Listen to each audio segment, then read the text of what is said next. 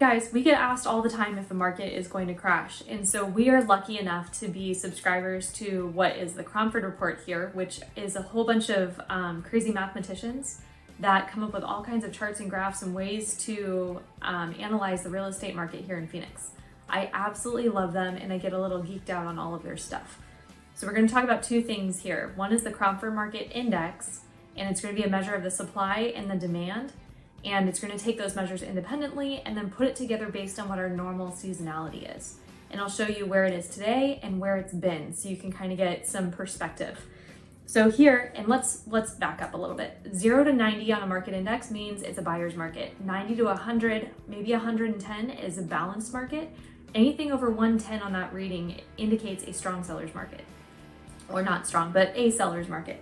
So for perspective, a year ago, our market index for the market overall was like 300. So 3 times normal if you're looking at 100 as being normal.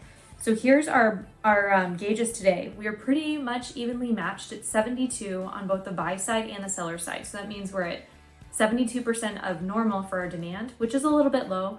We're also 72% of normal on our supply line, which is also low. And so that's putting us right at balance.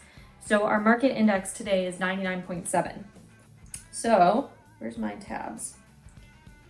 Here's the other tab. Here's the perspective. So you can see that this was July of last year, July 22.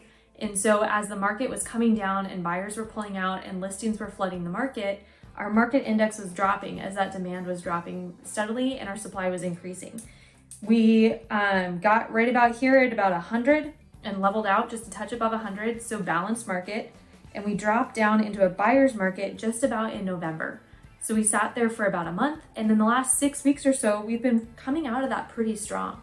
So unless something happens from the Federal Reserve and they decide to kick up interest rates another % or something drastically like that, we don't really see prices dipping down a whole lot more. You might get a couple of people who are trying to fear sell and not really paying attention to the real news, maybe a part-time agent giving bad advice. There's probably going to be a little bit of that with some of the lower prices, but we really shouldn't see prices drop. So prices start declining when we're declining in a market and when we're in a buyer's market down here below 90. So since we're kicking back up to 100, we're balanced, and as that trend keeps continuing, we're going to pull back into a slow seller's market. So that's historically Phoenix's norm, is a low seller's market. So that's right where we're expected to be. And as we head into our spring selling season, this line should continue to come up. So cautiously optimistic right now, but we shall see what 2023 has in store.